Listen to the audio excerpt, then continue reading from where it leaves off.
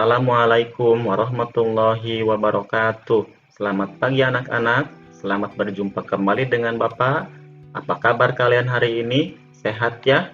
Alhamdulillah kalau kalian semua dalam keadaan sehat walafiat, tidak kurang suatu apapun. Anak-anakku sekalian, pada pertemuan kali ini kita akan belajar materi pendidikan agama Islam dan budi pekerti.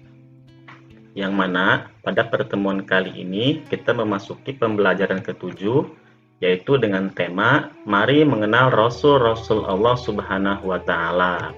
Namun sebelum kita mulai belajar, mari kita bersama-sama berdoa agar pembelajaran kita dapat berjalan dengan lancar. Mari ikutin Bapak. A'udzubillahi minasyaitonirrajim. Bismillahirrahmanirrahim.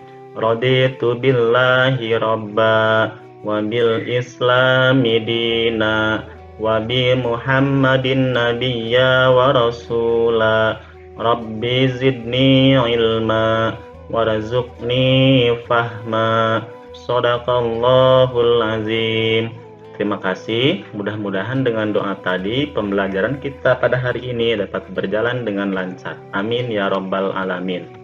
Anak-anakku sekalian, tujuan pembelajaran kita pada pertemuan kali ini adalah yang pertama, meyakini keberadaan Rasul Allah dan Rasul Ulul Azmi. Yang kedua, menunjukkan sikap sabar dan jujur sebagai implementasi dari pemahaman mengenal nama-nama Rasul Allah dan Rasul Ulul Azmi. Yang ketiga, memahami nama-nama Rasul Allah dan Rasul Ulul Azmi. Dan yang keempat, menghafal nama-nama Rasul Allah dan Rasul Ulul Azmi. Anak-anak sekalian, masih ingat tidak pembelajaran kita pada minggu yang lalu? Ya, minggu yang lalu kita belajar tentang surat Al-Ma'un, di mana dalam surat Al-Ma'un itu banyak sekali hikmah yang dapat kita petik, terutama tentang perilaku terpuji. Anak-anakku sekalian, perilaku terpuji juga banyak kita contoh dari para nabi dan rasul-rasul Allah. Ayo, ada yang tahu tidak apa makna Rasul Allah?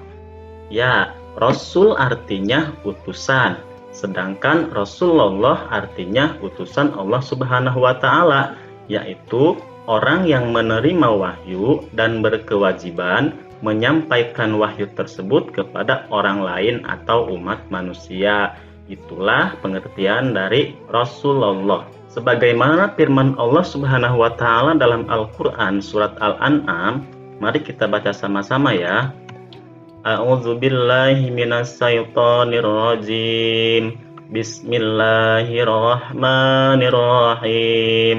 Wa ma nursilul mursalina illa mubashshirina wa munzirin. Shadaqallahul azim. Artinya, dan tidak kami mengutus para rasul melainkan untuk memberi kabar gembira dan peringatan. Nah, itulah alasan Allah mengapa Allah Subhanahu wa Ta'ala mengutus para rasul. Untuk apa?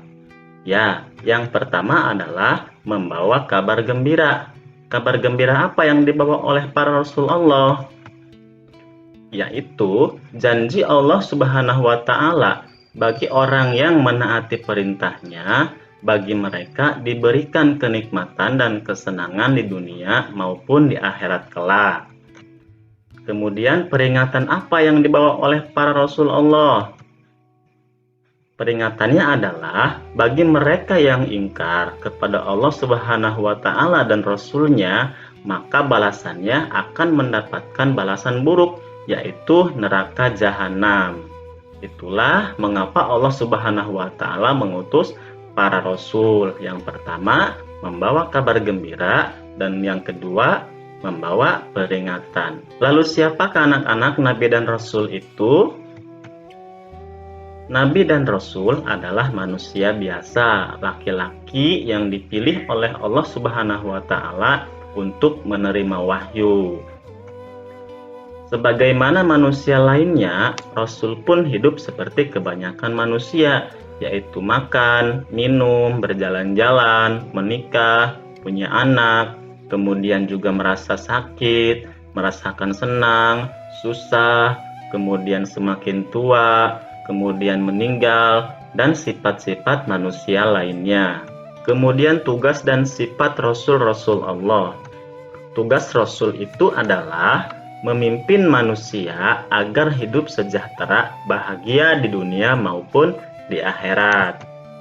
Kemudian sifat Rasul-Rasul Allah itu adalah sifat-sifat wajib bagi Rasul. Artinya sifat yang harus dimiliki oleh seorang Rasul. Ada yang tahu tidak apa saja sifat-sifat wajib bagi Rasul? Ya, yang pertama yaitu adalah sidik, artinya jujur dan benar. Seorang Rasul selalu benar dalam perkataan dan perbuatan. Mustahil dia berkata dusta atau bohong. Yang kedua adalah amanah, artinya dapat dipercaya. Seorang Rasul mustahil khianat. Dia wajib menyampaikan amanah Allah Subhanahu wa Ta'ala kepada kaumnya. Semua perkataan, perbuatan, dan tindakan Rasul harus benar dan tidak boleh ingkar janji. Yang ketiga adalah tabligh, artinya menyampaikan. Seorang Rasul harus menyampaikan pesan Allah Subhanahu wa Ta'ala, yaitu wahyu tadi ya, kepada umat manusia walaupun terasa sulit dan dianggap membahayakan. Rasul tidak boleh menyembunyikan sesuatu yang telah diberikan Allah Subhanahu wa Ta'ala kepadanya. Yang keempat adalah fatonah, artinya cerdas, pandai, dan bijaksana.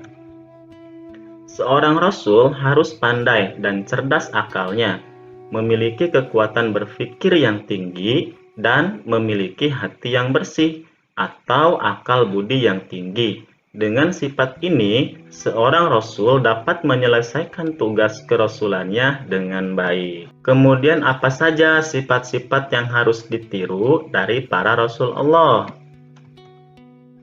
Yang pertama adalah berbuat yang benar, perbuatan yang sesuai dengan perintah agama. Ucapan dan tutur kata harus baik dan benar. Perilaku juga harus baik dan santun. Kemudian, kalau kita dipercaya atau dititipi seseorang, maka kerjakanlah dengan jujur dan ikhlas. Dan juga, pesan-pesan kebaikan harus disampaikan kepada orang lain. Yang selanjutnya adalah hidup harus cerdas, harus pandai.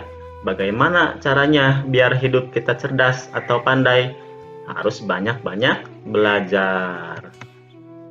Baik anak-anakku yang Bapak banggakan, kita sudah sampai di ujung pembelajaran. Di ujung pembelajaran ini akan ada evaluasi, yang mana evaluasinya, soal-soal evaluasinya Bapak kirimkan melalui Google Form yang nanti akan Bapak share lewat WA grup kelas kita.